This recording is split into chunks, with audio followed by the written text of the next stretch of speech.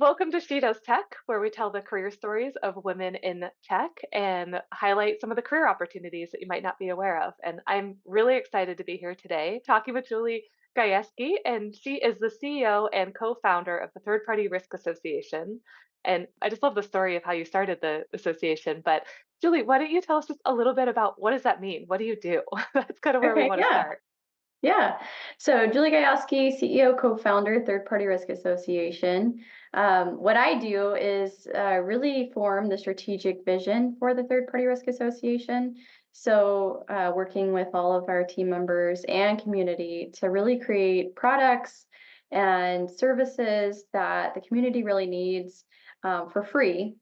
That's the key point to practitioners so that they can really grow and enhance their own third-party risk management program. And it's a really fun job. I get to talk to people every day and hear their stories and how they got into TPRM, and it all seems to be in different ways. And mine is similar. It's a different avenue than what most, the way most have probably gone. And so, yeah, that's a little bit about what I do as CEO. Cool. And since you brought up the how you got there, I'm going to go and down that road, but I definitely want to come back to kind of your day to day because I know it's crazy busy and it's amazing all Yes. that you guys get done. But let's Yeah. jump into the how did you get there? You said it's a little bit different. What led you down the path? Whether you want to start at the beginning or work your way back, but Yeah, so I didn't major in tech or anything like that. I actually majored in international business. So it was a degree in Spanish, international marketing, and a minor in economics. And I wanted an internship. So that's really where my career kind of began. Is at the school I went to, FedEx really recruited from there, and it was their internal audit team. And so I had no idea what audit was. I thought it was like financial people doing financial things, but it wasn't. At least the audit team I was on. So they hired me as an intern in I think 2007, and really quickly understood that I really grasped technology. And it's kind of funny because I never considered tech a career choice. But in high school, kind of looking back, I see where I may have had interest in tech. So I would love to take keyboarding classes and HTML coding classes at school.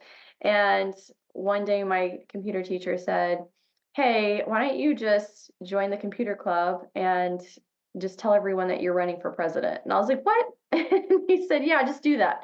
So I did, and I got president, and it was amazing. And helped other people code websites in HTML, and I don't know. It kind of began from there. And so fast forwarding to the internship, they said, "Hey, you kind of have this handle on technology.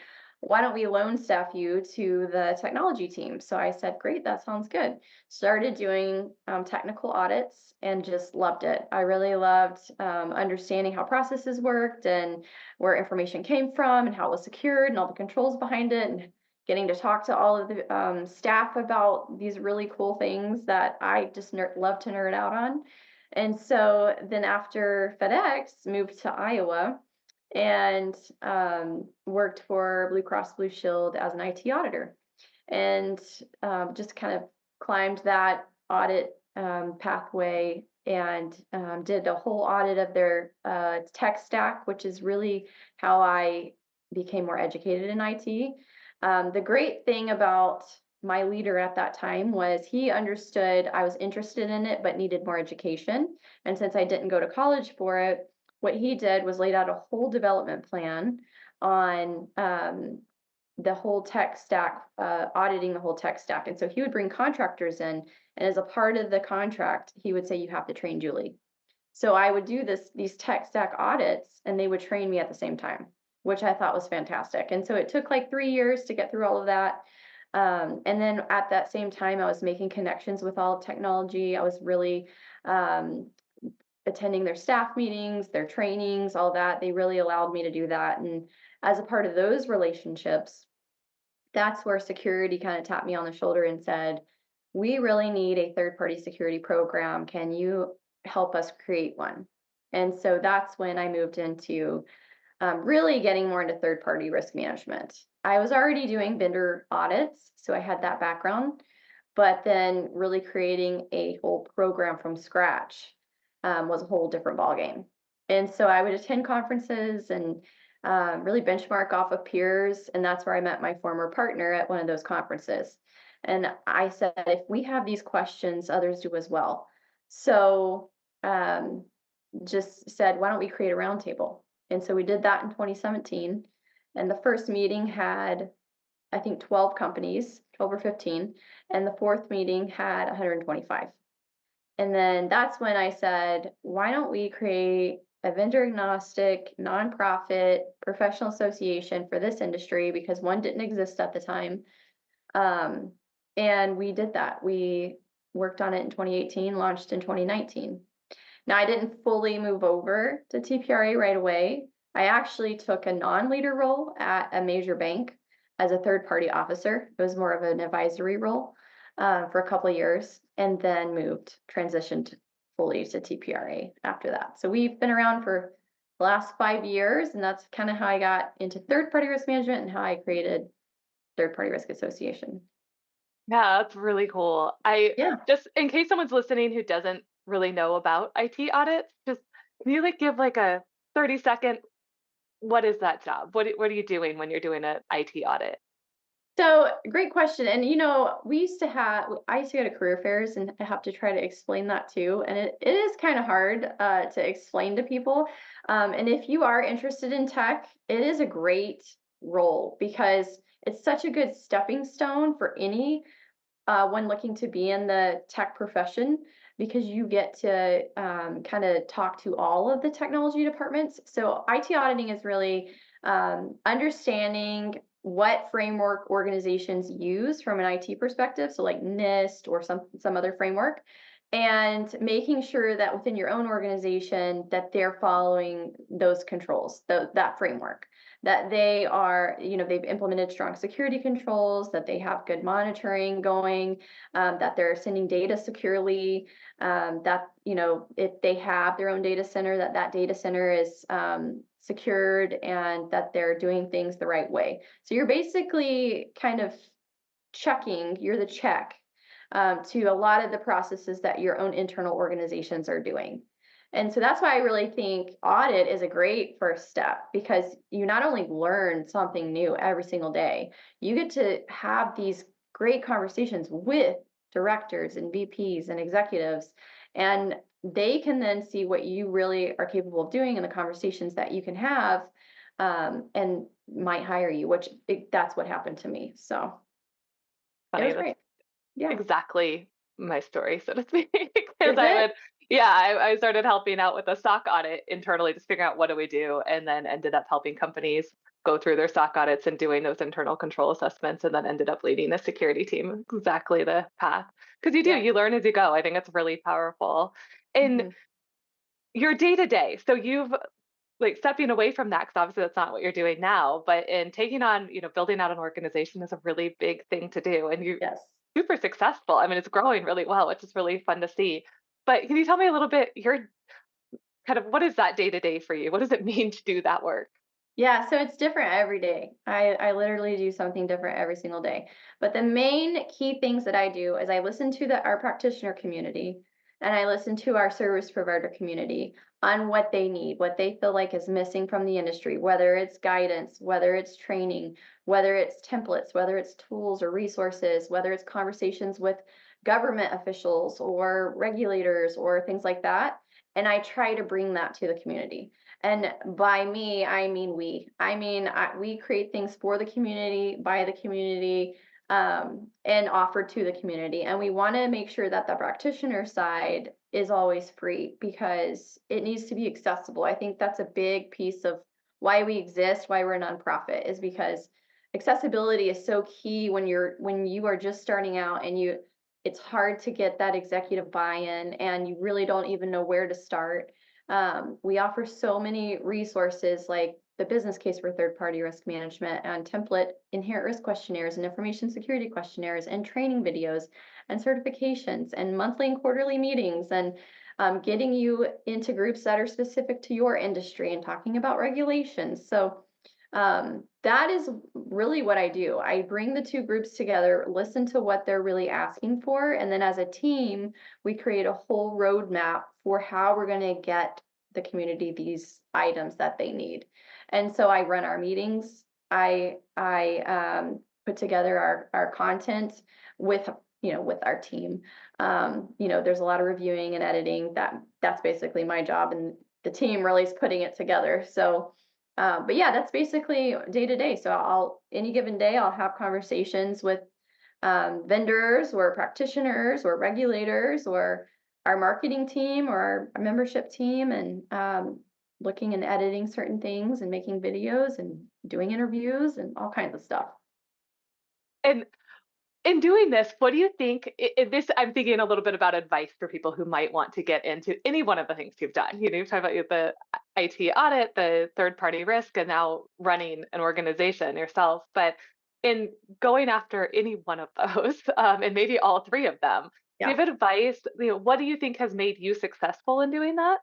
I'll just call out. I heard I listened. It's like the first thing you say, which is really valuable. But what do you think makes you successful at that and love that, that might be good for other people to consider, to know if they would love it and if they might be good at it, or things they could do Yeah. to get good at it? Yeah, I think each one of those has a specific different personality trait, role, so it really depends on where you want to go. So I'll take tech for, to start. Mhm. If you have any interest in tech, I would say just explore it. There are so many free classes that Microsoft offers, LinkedIn offers.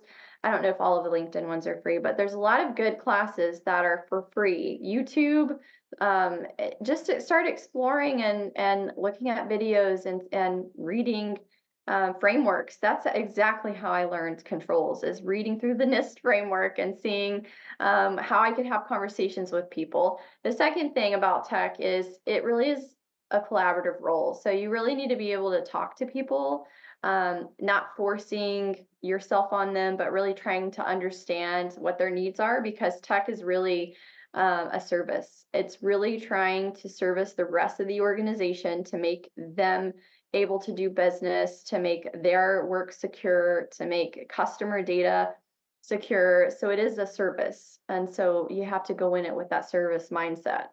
From a third party risk management perspective, I am obsessed with third party risk management. I love it. Mainly because I get to talk to so many people. If you've ever wanted to really form relationships with not only your business partners or people within your organization, but other organizations, because you will talk to so many people, this is really the role, because you're reviewing and assessing other organizations. You get to hear about all of the great things they're doing, collaborate on ways to make them more secure, um, go in on site to their offices. It's really it's new every day. It's so fun. I really love third party risk management. From an entrepreneurial perspective, I would say if you want to jump off a cliff and feel like you're free falling, then go down that path. Because starting a business is no small feat, as you are aware. But the number one thing you have to have if you are going to be an entrepreneur is passion. That is why you're doing it. You are doing it because you are so passionate about something, you have to share it with others. And that is literally why people start companies.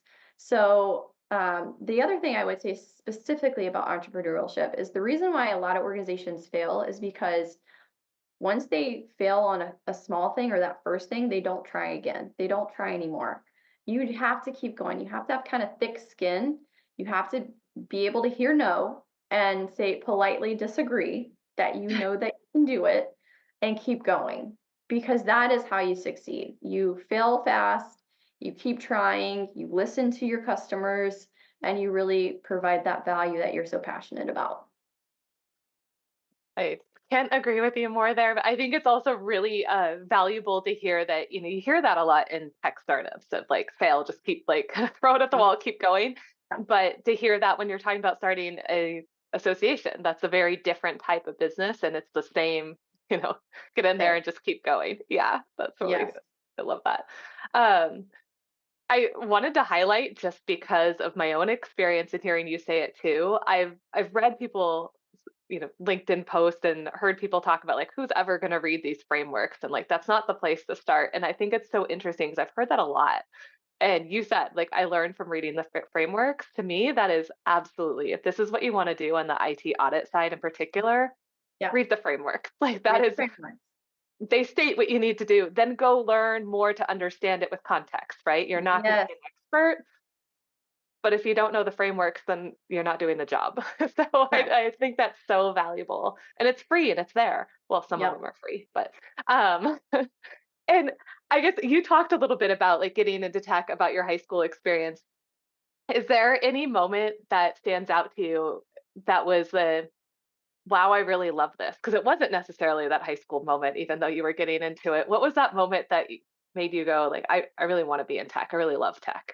Yeah, so it was actually when I was an intern at FedEx and I was loan staff to the tech audit team. Because literally I had no idea that it could even be a career. I don't know why. I don't know why I didn't think about it.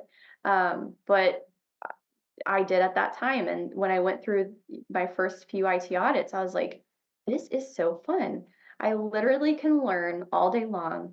They're allowing me to talk to these executives and directors as an intern. I get to, have this visibility within this organization and share best practices and start collaborating on ways to improve processes. That to me was just really fun and rewarding. I think the rewarding piece is really what allowed me to have that passion because you could literally see physical evidence of me going in and doing this review and processes improving.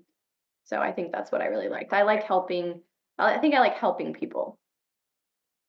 That fits with what you do today. I will say, I know this Yeah. isn't about the TPRA per se, but I the what better you like said helping about people. Yeah. well, what you said though, that you make it free and available and you're uniting people, and that's something that I noticed about what you're doing right away, is that this wasn't a how can I make money off this problem? It's how can I help people solve this problem? And that definitely reads very loudly in what you do. So thank you for that.